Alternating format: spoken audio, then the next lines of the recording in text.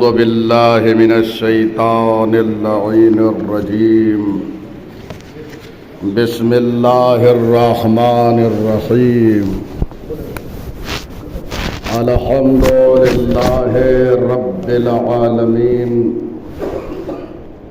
بارئ الخلائق أجمعين باعث الأنبياء والمرسلين والصلاة والسلام والتحية والإكرام على حبيبه وخيرته حافظ سره ومبلغ رسالاته أبي القاسم محمد اللهم صل على محمد وآل محمد وآله الأطيبين الأطهرين المنتجبين الهداة المهديين لا سيما بقية الله في الأرضين روحي وأرواح العالمين لتراب مقدمه الفداء واللعن الدائم على أعدائهم أجمعين من الآن إلى قيام يوم الدين. أما بعد أوصيكم ونفسي بتقوى الله عباد الله. اے اللہ کے بندوں، آپ کو اور اپنے نفس کو تقوی الہی کی نصیحت کر رہا ہوں. تقوی ہر انسان کے اندر برابر نہیں ہے. تقوی مفہوم تشکیک کا نام ہے. مفہوم تشکیک اسے کہتے ہیں کہ جو ہر شخص کے اندر برابر نہ ہو، اسے مفہوم تشکیک کہا جاتا ہے. چنانچہ یہ چیز مشاہدے میں ہے کہ ہر ایک کا تقوی برابر نہیں ہے. انسان جیسا رابطہ اپنے وقت کے امام سے رکھے گا، اس کا تقوی ویسے ہی بلند ہوتا جائے گا. صرف امامت کا تسلیم کر لینا کافی نہیں ہے. امامت کے بعد امام معصوم سے ہم کتنے رابطے میں ہیں، یہ اہم ہے. ہم نے کلمہ ولایت امامت تو پڑھ لیا ہے، لیکن پڑھنے کے بعد اب امام معصوم سے ہمارا رابطہ کتنا ہے، اسے دیکھنا ہوگا. جیسا رابطہ ہوگا ویسا ہی تقویٰ ہوگا. کیونکہ جب انسان رابطے میں امام معصوم سے رہے گا تو اپنے اوپر حاضر و ناظر سمجھے گا. امام کو جو بھی عمل انجام دے رہا ہے، اس کے ذہن میں اور تصور میں یہ بات ہوگی کہ ہمارا امام ہمیں دیکھ رہا ہے. لہذا روابط کے لیے ضروری ہے، رابطے کے لیے ضروری یہ ہے کہ ایسے عمل انجام دیے جائیں کہ جس سے ہمارا ارتباط امام سے معلوم ہو سکے. اس کے لیے بہت ساری چیزیں بیان کی گئی ہے، علماء نے لکھی ہے کتابوں میں کہ انسان اپنے امام سے کیسے رابطے میں رہ سکتا ہے. تو اس کے لیے وہ مقامات جو امام سے منسوب ہے وہاں پہ انسان حاضری دے. اس وقت امام عصر عجل اللہ فرجہ الشریف سے جو مقامات منسوب ہے وہاں حاضری دے، وہاں پر جائے. وہاں پہ دعاؤں کو طلب کرے تاکہ معلوم ہو کہ ہمارا رابطہ صرف گھر میں بیٹھ کر یہ اظہار کر دینا کافی نہیں ہے. اس مقام پہ جائے جو مقام امام سے منسوب ہے تاکہ معلوم تو ہو سکے کہ امام سے کتنے مرتبط آپ ہیں. یہاں پر جیسے کوہ قائم ہے جانا چاہیے، امام سے منسوب و مقام ہے.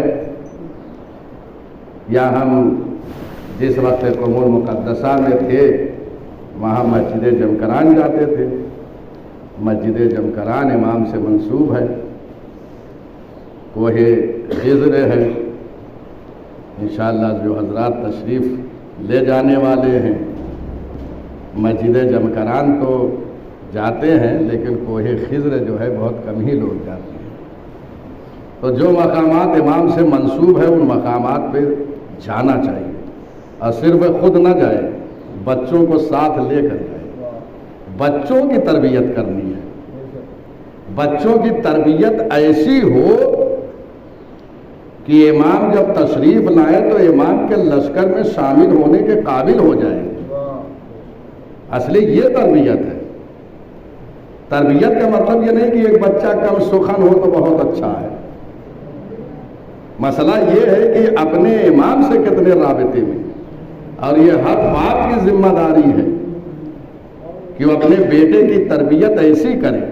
چنانچہ پیغمبر اکرم نے ایک حدیث مبارک میں فرمایا ہے کہ اپنے بچوں کی تربیت کرو میری محبت پر. علی حبی حدیث میں آیا ہے، پیغمبر نے فرمایا اپنے بچوں کو تربیت میری محبت پہ کرو اور میرے اہل بیت کی محبت پہ کرو. اس کے بعد قراءت قرآن، اس پہ تربیت کرو. 3 چیزیں یہ حدیث میں وارد ہوئی ہیں. محبت پیغمبر پہ تربیت بچوں کی کریں، اور ظاہر سی بات ہے تربیت ایسی ہو کہ عمل سے چیزیں اظہار ہو. صرف محبت کی تسبیح نہیں پڑھی جاتی ہے، اعضاء و جوارح سے عمل کا ظاہر ہو جس سے یہ انکشاف ہو سکے کہ یہ محب رسول اکرم ہے. صرف نعرے لگانے سے کچھ نہیں ہوتا ہے، اس لیے کہ نعرے لگانے والے تو بہت ہوتے ہیں. کیا آج حقیقی عاشق رسول ہیں لوگ جو نعرے لگا رہے ہیں؟ عاشق رسول وہی ہے صحیح معنوں میں جو پیغمبر کی ہر بات پر عمل کرے.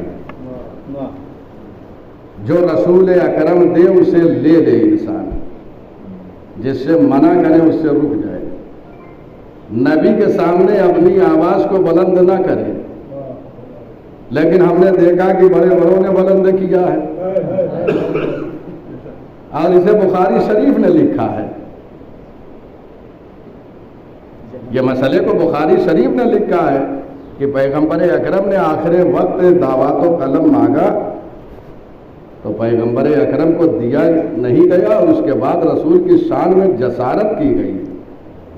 تو دیکھو ہم عاشق رسول ایسے ہیں، ہم صرف آج کے گستاخ کو سزا نہیں دینا چاہ رہے ہیں، بلکہ آج سے لے کر صدر اسلام تک جن لوگوں نے پیغمبر اکرم کی شان میں گستاخی اور جسارت کیا ہے ان سب کو ایک صف میں کھڑا کرو اور سب کو حقیقی سزا دی جائے. ایسا نہ ہو کہ ہمارا ہو تو بچا لیا جائے، دوسرا ہو تو سولی پہ لٹکا دیا جائے.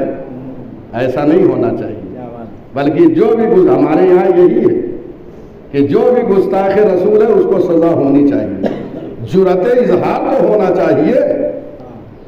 جرأت اظہار ہو تو آؤ کہو ہم تو ڈنکے کی چوٹ پر اظہار کرتے ہیں، اور ہم تمہاری کتابوں سے بتائیں گے کہ کس کس نے نبی اکرم کی شان میں جسارت کیا ہے.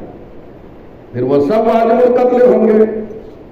پھر صرف یہ نہیں کہ غیر ہو تو سب تن سے جدا، جتنے ہیں سب کا سب تن سے جدا ہونا چاہیے جن لوگوں نے نبی اکرم کی شان میں جسارت کی ہے. تو ایسا ہونا چاہیے انسان. تو بہرحال انسان جو ہے ان مقامات پر جائے جو امام عصر سے منسوب ہے. مسجدوں میں جائے. اچھا اس کے بعد دعائیں زیارتیں جو امام کے حوالے سے ہے وہ دعائیں پڑھیں. آج امام پردہ غیب ہیں, یقین سے بتائیے, میں تو خود اپنے نفس پہ بصیر ہوں, میں جانتا ہوں کہ کتنے رابطے میں امام سے ہوں, لیکن ہم اپنے نفس کا جائزہ لیں کہ ہم امام سے کتنا مرتبط ہیں. آیا ہم روزانہ ایک دعا بھی امام کے حوالے سے پڑھ رہے ہیں یا نہیں پڑھ رہے ہیں؟ جبکہ امام معصوم وہ ہے جن کے لیے کیا کہا جاتا ہے, بے ابی انت و امی, میرے ماں باپ آپ پر قربان ہو جائیں. ایک انسان اپنے ماں باپ کو دن بھر میں کتنا یاد کرتا ہے؟ جب ماں باپ کو ان پر فدا کر رہا ہے تو اس امام معصوم کو کتنا یاد کرنا چاہیے؟ لمحہ فکریہ ہے یا نہیں؟ اس امام کو کتنا یاد کرنا چاہیے, تو ہم کتنا یاد کر رہے ہیں؟ یقین جانیے بہت ساری چیزیں ایسی ہے کہ اگر امام کو انسان یاد کرے, وہ دعائیں جو امام کے سلسلے میں ہے اگر اس کو پڑھے تو بہت سارے گناہوں سے محفوظ رہے گا اور امام سے رابطے میں رہے گا. دیکھیے امام سے رابطے کے لیے دو چیز ضروری ہے. امام سے رابطے کے لیے دو چیز ضروری ہے. صرف یہ نہیں کہ ہم وہ مقام پہ چلے گئے جو امام سے منسوب ہے, دعا پڑھ لیا, امام سے رابطہ ہو گیا. اس کے لیے ضروری یہ ہے کہ جہاں دعا پڑھ رہے ہیں وہیں پہ ہم گناہوں سے بھی پرہیز کریں, کیونکہ جس وقت ہم گناہ کر رہے ہوتے ہیں یقیناً اس وقت امام کی نظر لطف کرم ہم پر نہیں ہوتی ہے. یاد رکھیے, بہت اہم ہے. ہم اپنی شادیوں میں جب خوشی کا موقع ہوتا ہے تو امام کو یاد کرتے ہیں, اور کتنا یاد کرتے ہیں اب آپ خود بتائیں. ہمارے بیٹے کی شادی ہوئی, ہم نے لکھ دیا ہے کارڈ میں زیر سرپرستی امام عصر عجل اللہ فرجہ الشریف. کیا یہ لکھ دینا تنہا کافی ہے؟ اگر میں اپنے بچے کی شادی کروں, میں دوسرے کو نہیں کہتا, اس لیے کہ سارا الزام میں اپنے ہی اوپر رکھتا ہوں تاکہ کوئی یہ نہ کہے کہ قبلہ دور, میں اپنے کو کہتا ہوں. میں نے اپنے بچے کی شادی کیا, کارڈ میں لکھ دیا, اور اس کے بعد جب شادی ہو رہی ہے بچے کی تو بچہ وہ ہے جو دوستوں کو لا کے ایسے اللہ کی معصیت اور نافرمانی میں مبتلا ہو گیا کہ اب امام کی نظر کرامت ہو ہی نہیں رہی ہے, نظر لطف امام نہیں کر رہے ہیں. تو اب جو وہ لکھا ہے زیر سرپرستی, امام سرپرستی فرمائیں گے, اور جب امام کی سرپرستی نہیں ہوگی تو کیا ہوگا؟ یہ بہت اہم جملہ کہہ رہا ہوں, ذرا محترم یہ خیال رکھیں. میں نے بہت ساری شادیاں دیکھی ہیں جس میں یقین جانیے دعائیں پڑھی جاتی ہے, حدیث قصہ پڑھتے ہیں, صلوات بار بار لوگ پڑھتے ہیں. اگر ایسے صلوات کے سائے میں شادی ہو, کتنی کامیاب زندگی انسان کی ہوگی. خدا کی دعاؤں کے سائے میں ہو, مدح اہل بیت کے اشعار پڑھے جائیں. شادیوں میں اللہ کرے کہ انسان جو ہے پرہیز کرے اپنی ساری خوشیوں میں, اور خوشی جو ہے خصوصاً اس وقت جب انسان خوش ہوتا ہے تو اس وقت بہت ساری چیزوں کی رعایت نہیں کرتا ہے. تو ہم اپنی خوشی میں بھی رعایت کریں ساری چیزوں کی, تاکہ ہم معصیت الہی اور اللہ کی نافرمانی سے محفوظ رہیں. تو دو چیز ضروری ہے امام سے رابطے کے لیے. ایک چیز امام سے منسوب مقامات پہ جائیں تاکہ اظہار کریں, دوسری طرف دعائیں پڑھیں. صبح اٹھنے کے بعد زیارت امام عصر پڑھیں, تاکیبات نماز میں دعائے عہد پڑھیں. دعائے عہد ہم میں کتنے ایسے ہیں جو پڑھ رہے ہیں؟ آیا نماز بھی نماز صبح کی طرح پڑھ رہے ہیں, اور اس کے بعد تاکیبات میں کتنا وقت دے رہے ہیں, پھر اپنے وقت کے امام کو یاد کر رہے ہیں. گناہوں سے بچنے کے لیے یہ بہترین راستہ ہے کہ انسان صبح میں بیدار ہو, نماز صبح پڑھے, اور اس کے بعد زیارت امام عصر عجل اللہ فرجہ الشریف پڑھے.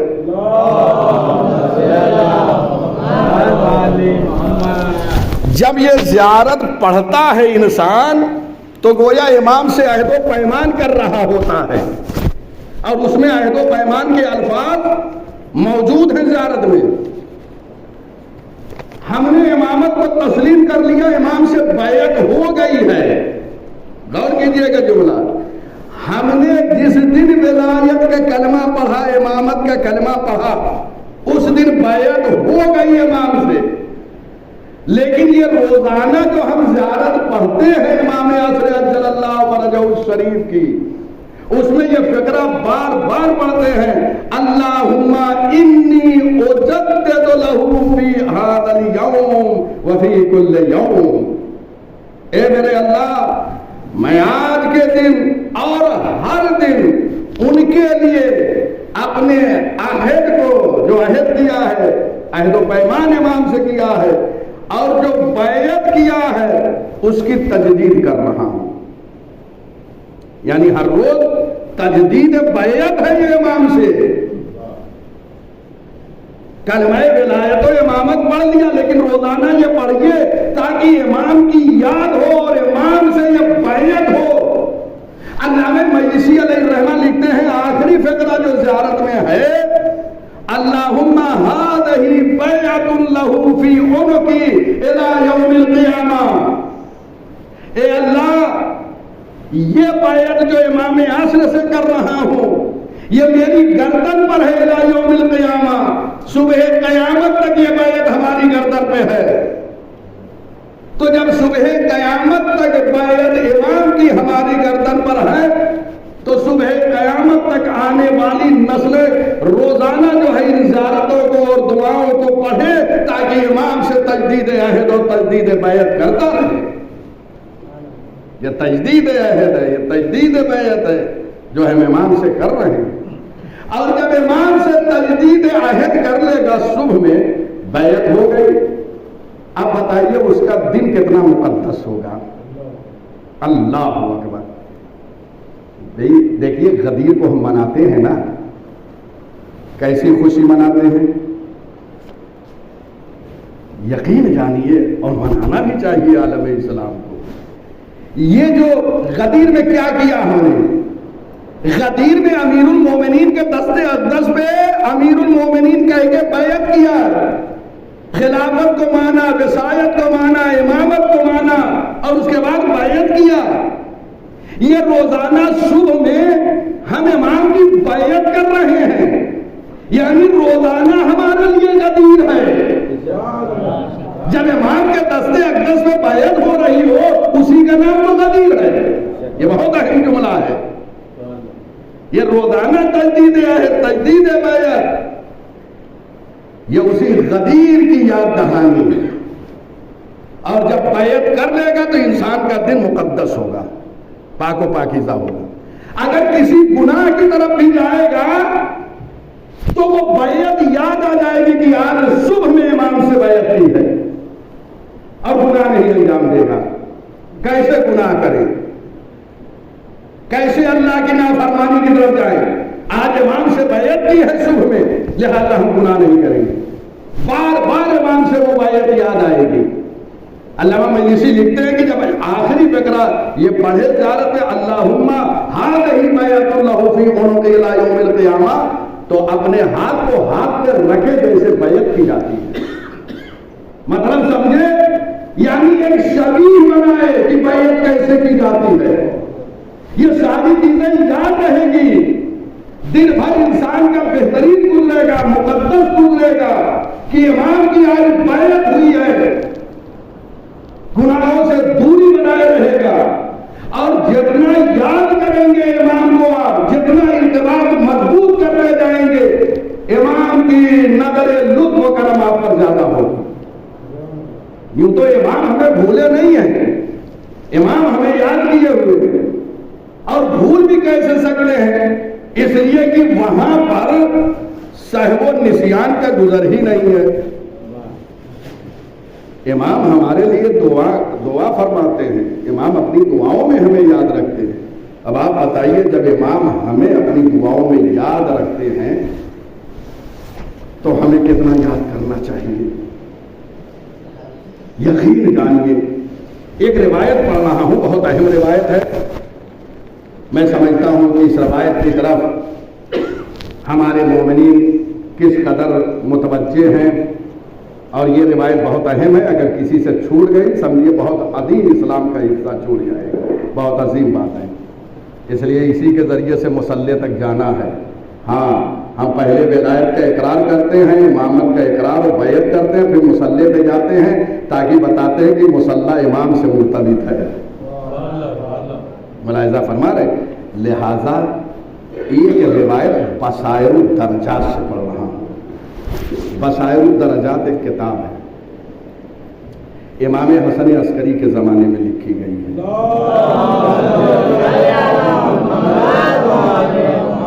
11ویں امام کے صحابی تھے محمد بن حسن صفار، انہوں نے اس روایت کو نقل کیا ہے کہ امام علی کے ایک صحابی تھے جن کا نام رمیلہ تھا، رمیلہ نام تھا، اسے یاد رکھیے اس روایت کو۔ وہ کہتے ہیں کہ میں بیمار تھا اور امام سے ملاقات نہیں ہو پا رہی تھی۔ دیکھیے کیا درد ہے کہ رمیلہ امام سے ملاقات نہیں ہو پا رہی تھی، بیماری کے عالم میں تھے، امام کو یاد کر رہے ہیں۔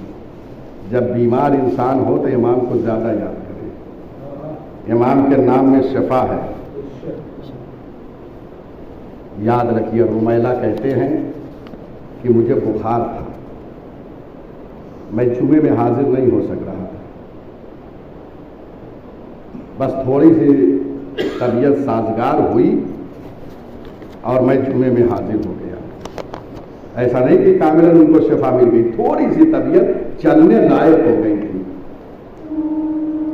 یعنی تھوڑا سا انہیں بخار سے افاقہ ہو گیا اور انہیں تھوڑی سی شفا بھی ملی ہے۔ سوچتے ہیں کہ یہ نماز جمعہ امام کی خدمت میں چل کے پڑھ لیا جائے۔ ہمارے یہاں کیا ہوتا ہے، تھوڑی سی طبیعت ناساز ہوئی تو ہم حاضر ہی نہیں ہوتے، اور وہاں تھوڑا سا بہتر ہو رہی ہے فوراً پہنچ جا رہے ہیں۔ امام خطبہ دے رہے تھے کہ ایک مرتبہ اسی عالم میں رمیلہ کی طبیعت پھر خراب ہو گئی اور ناساز ہو گئی، وضو کر کے آئے، لیکن چونکہ ابھی کاملاً انہیں بہبودی حاصل نہیں ہوئی تھی، طبیعت تھوڑا متاثر اور ہو گئی۔ امام خطبہ دے رہے ہیں، امام دیکھ رہے ہیں ساری کیفیت کو۔ خطبہ ختم ہوا، نماز ہوئی، امام تشریف لے گئے، رمیلہ سے پوچھے، رمیلہ تمہاری کیفیت کیسی تھی نماز کے وقت جب خطبہ ہو رہا تھا؟ کہا مولا میں بیمار تھا، مریض تھا، میری طبیعت سازگار نہیں تھی، لیکن تھوڑا سا بہبودی ہوئی تو میں نے سوچا کہ نماز کے لیے حاضر ہو جاؤں، اور حاضر ہوا، بہرحال میری طبیعت یہاں پھر ناساز ہو گئی، اچانک اتفاق ہے۔ تو جانتے ہیں امام نے کیا فرمایا؟ اللہ کتنا امام ہمیں یاد رکھتے ہیں۔ یہ روایت بصائر الدرجات میں مکمل موجود ہے، پڑھا کریں، میں 2-3 کتابوں کی بہرحال نصیحت کر رہا ہوں، تو طلاب علوم دنیا کو خاص کر بصائر الدرجات، محاسن برقی، یہ سب وہ کتابیں ہیں جن کو پڑھنا چاہیے، ہر انسان کو اپنے گھر میں رکھنا چاہیے۔ پھر امام فرماتے ہیں جناب رمیلہ سے، رمیلہ لیس مؤمن من یمرض الا مرضنا، اے رمیلہ جب بھی کوئی مومن بیمار ہوتا ہے تو اس کی بیماری کی وجہ سے ہم بیمار ہیں۔ دیکھ رہے ہیں امام کتنا یاد کر، امام کیا فرما رہے ہیں؟ جب مومن مریض ہوتا ہے، بیمار ہوتا ہے، تو اس کی بیماری کی وجہ سے ہم بیمار ہو جاتے ہیں، ہم مریض ہو جاتے ہیں۔ اور جب بھی کوئی مومن غمزدہ ہوتا ہے، ولا یغتم، اس کا معنی ہے غمزدہ ہونا، جب بھی کوئی غمزدہ ہوتا ہے تو اس کے غم کی وجہ سے ہم غمزدہ ہو جاتے ہیں۔ مومن غمزدہ ہوتا ہے، امام غمزدہ ہو جاتے ہیں۔ ولا يدعو الا امنا، اور جب بھی وہ دعا کرتا ہے تو ہم آمین کہتے ہیں۔ ملاحظہ فرما رہے ہیں، یعنی جب مومن دعا کرتا ہے تو امام آمین کہتے ہیں۔ اس کے بعد کا فقرہ ہے وَلَا يَسْكُتُ إِلَّا دَعَوْنَ لَهُ، اور جب وہ خاموش رہتا ہے تو ہم خود اس کے لیے دعا کرتے ہیں. اگر وہ دعا نہیں کر رہا ہوتا ہے تو ہم اس کے حق میں دعا کر رہے ہیں.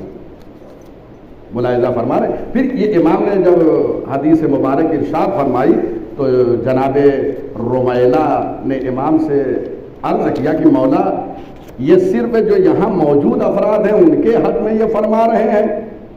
امام نے کہا نہیں، بلکہ شرق و غرب میں کہیں بھی مومن ہے ان سب کے لیے ہے. یعنی کہیں بھی روئے زمین پر کوئی مومن مریض ہوتا ہے ہم مریض ہو جاتے ہیں، کہیں بھی ہو. یہاں پہ بیٹھے ہوئے حضرات جو ہے وہ موضوع نہیں ہے، بلکہ سارے مومنین موضوع ہیں. جہاں جہاں شرق اور غرب میں جو بھی مریض ہوتا ہے ہم مریض ہو جاتے ہیں، جو غمزدہ ہوتا ہے ہم غمزدہ ہو جاتے ہیں. یہ صرف یہاں بیٹھے ہوئے افراد سے اس کا مطلب یہ ہے کہ جیسے امام علی نے یہ ارشاد فرمائی حدیث، ایسے ہی امام زمانہ ہے. اگر کوئی مومن مریض ہوتا ہے تو امام مریض ہو جاتے ہیں. اور یہ صرف خاص مومنین کے لیے، سب کے لیے. تو اب بتائیے جب امام ہمیں اتنا یاد فرما رہے ہیں تو ہمیں کتنا یاد کرنا چاہیے.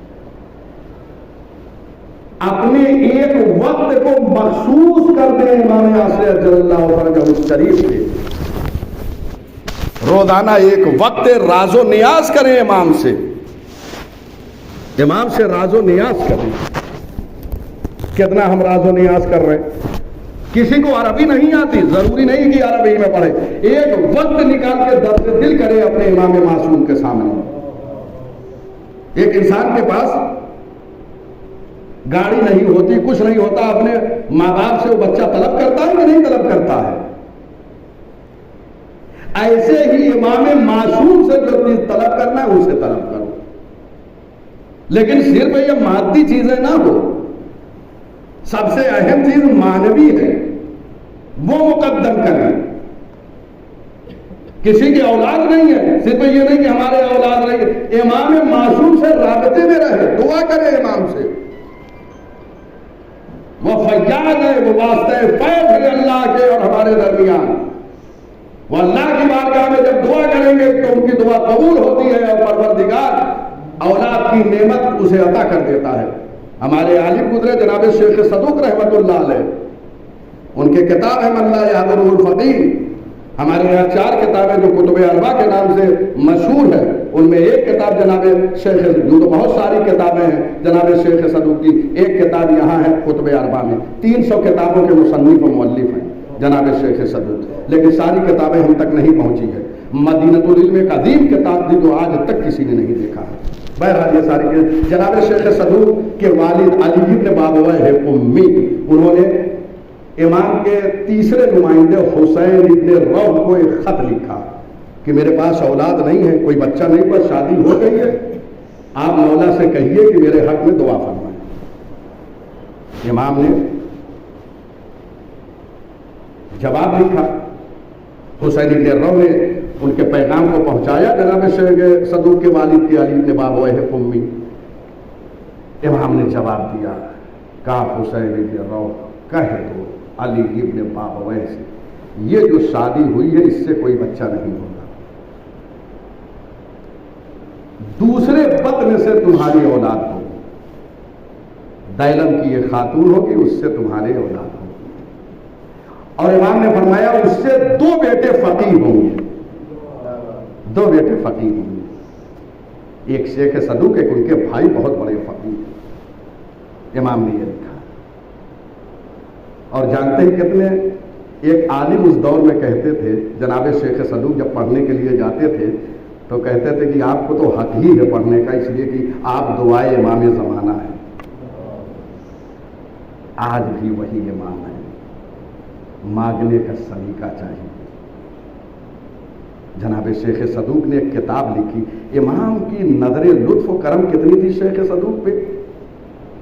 امام نے جناب شیخ صدوق سے عالم گویا میں کہا، امام سے ملاقات ہوئی جناب شیخ صدوق کی عالم خان میں کہ امام جو ہے خانہ کعبہ کے پاس ہے. جناب شیخ صدوق نے دیکھا امام کو تو امام نے فرمایا، شیخ صدوق ایک کتاب لکھو میری غیبت پہ.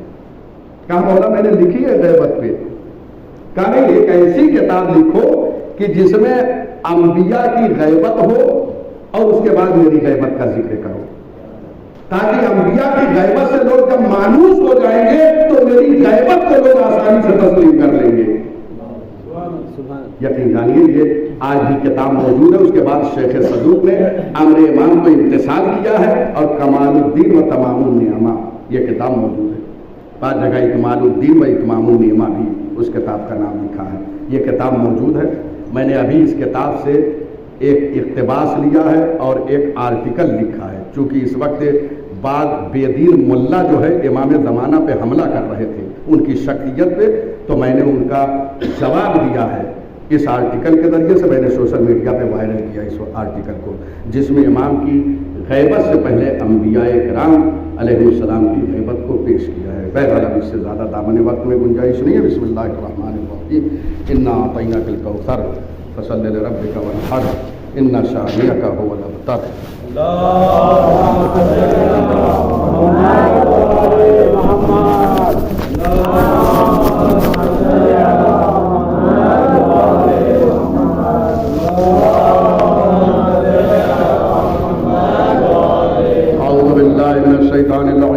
بسم اللہ الرحمن الرحیم. الحمد للہ رب العالمین والصلاة والسلام علی سید الانبیاء والمرسلین ابی القاسم محمد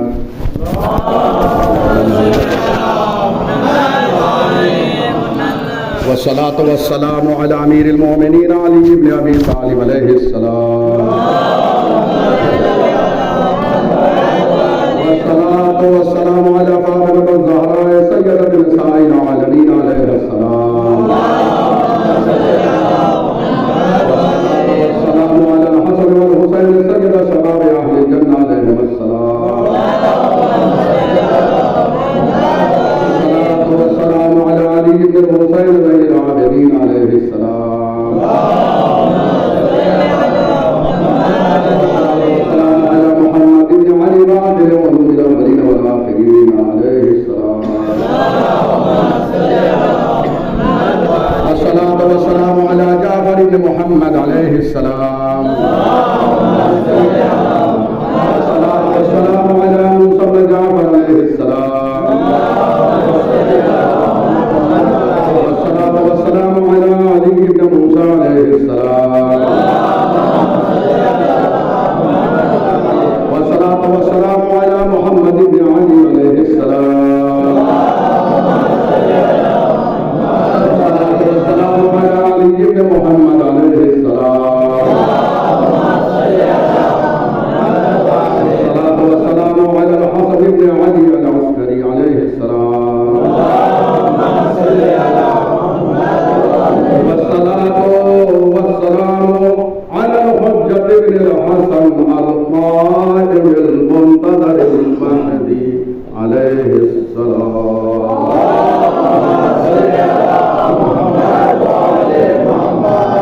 أما بعد أوصيكم ونفسي بتقوى الله عباد الله. اے اللہ کے بندو، ایک بار پھر آپ کو اور اپنی نفس کو اللہ سے ڈرتے رہنے کی نصیحت کرتا ہوں. اللہ ہمیں توفیق دے کہ واجبات کے ساتھ ساتھ مستحبات پہ عمل کریں اور حرام کے ساتھ ساتھ مکروہات سے بھی پرہیز کریں. اور یہی جب انسان آگے بڑھ کے واجبات کے ساتھ مستحبات کو انجام دیتا ہے تو تقوی کی منزلیں آگے بڑھتی ہے اور حرام کے ساتھ ساتھ مکروہات سے بھی پرہیز کرتا ہے تو لحاظ تقوی اور بلند ہوتا ہے. حتیٰ کہ اولیاء الہی بعض ایسے مباحات کو بھی ترک کرتے تھے کہ جو گناہ کا پیش خیمہ بن جاتا تھا، مقدمہ بن جاتا تھا، تمہید بن جاتی تھی. بہرحال سخنہائے گفتنی بہت ہیں، انشاءاللہ آئندہ گفتگو ساری باتوں پہ ہوگی. بسم اللہ الرحمن الرحیم. قل هو اللہ احد اللہ الصمد لم يلد ولم يولد ولم يكن له كفوا أحد.